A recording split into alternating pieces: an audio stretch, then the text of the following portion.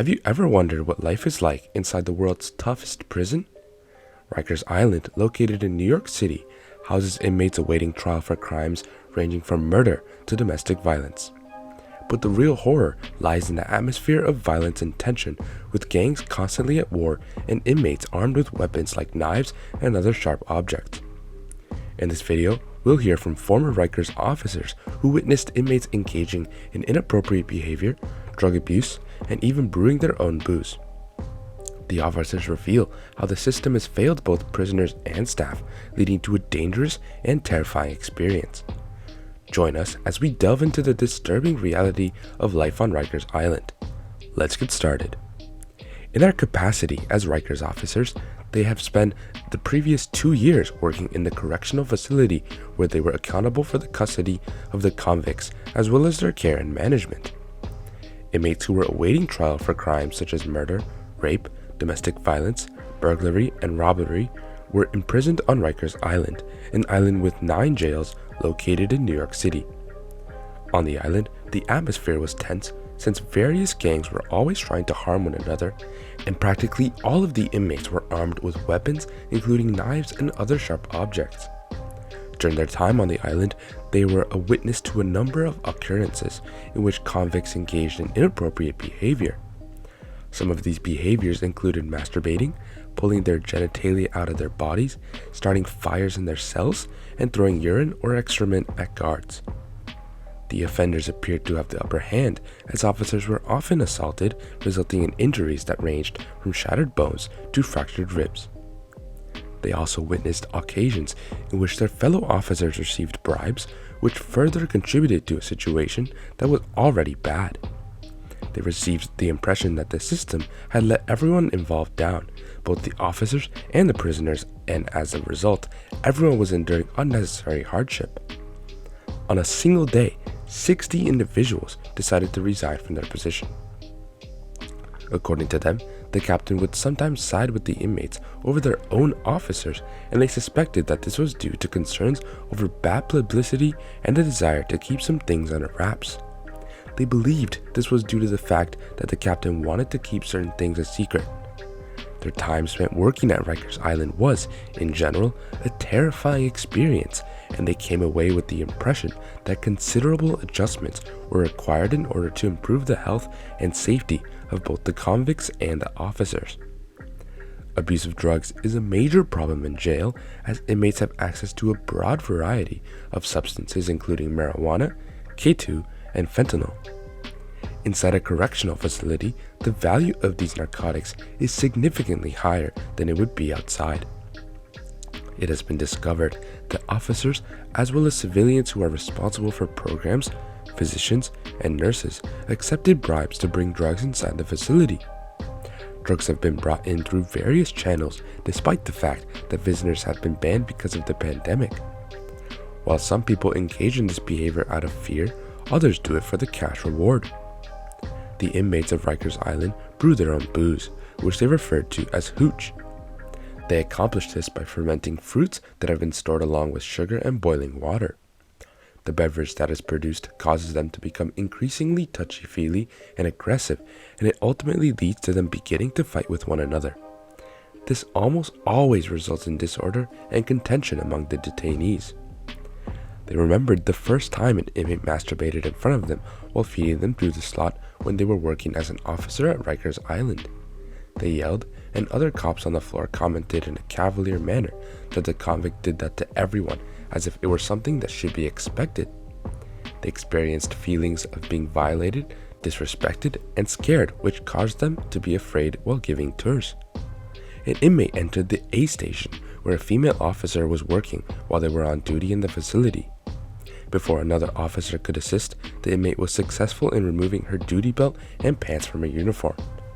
They had reasonable grounds to suspect that the inmate intended to commit rape against the victim, which led to the inmate's detention. The officer was uneasy about the idea that they should wear spandex under their uniforms for added protection because it was offered to them. There should never be a circumstance in which an officer has to worry about their own safety while on the job. In some correctional facilities, officers undergo desensitization training in order to become accustomed to the use of pepper spray. they don't seem to be affected by it too much at all. However, there are some inmates who are known to react belligerently to the use of pepper spray and have been known to threaten guards with bodily harm. This puts the cops in a tough situation because they have to decide whether to use the spray and risk the possibility of being physically harmed, or whether to not use the spray and risk the possibility of being physically harmed themselves or others. It would appear that some of the captains who are in charge of the correctional facility have an attitude that is unfavorable toward the law enforcement officers that work there. In the event that something goes wrong, there is a possibility that they may not offer any assistance or understanding. Instead, they center their attention on finding fault in the actions or inactions of the police, which is a recurring issue in these types of cases.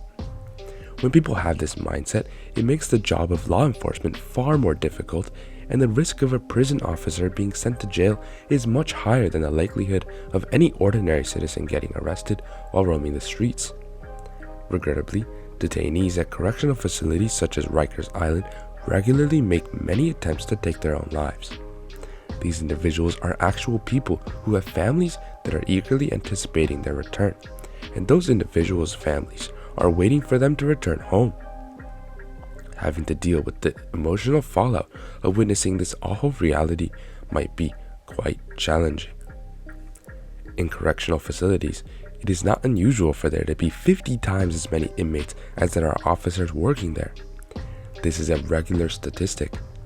Because of this, the job is incredibly draining, and many officers report that they are left feeling fatigued and unable to participate in any activities outside of their work. This is a problem because the job prevents them from engaging in any activities outside of their work. Because of the outbreak of COVID-19, the situation got much worse, and the police had no choice but to perform back-to-back shifts for a combined total of up to 16 hours at a time. An employee at Rikers Island who was working a 24-hour shift was unable to leave the institution, placed a phone call to an officer there. The officer was unable to take the call. The coworker was issued a warning that they would be fired if they walked away from their post, and they took the warning seriously.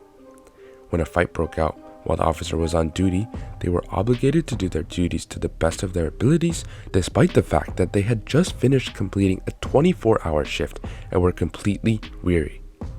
The officer working at Rikers had hit rock bottom, and they had tried on 3 consecutive occasions to resign from their position. In spite of the fact that they were convinced to keep fighting, at the end they gave up. Despite the fact that they continued to have chest pain for up to 5 months after they had stopped fighting. Following their departure, hundreds of other personnel resigned from the positions they had inside the company, which led to the organization's downfall.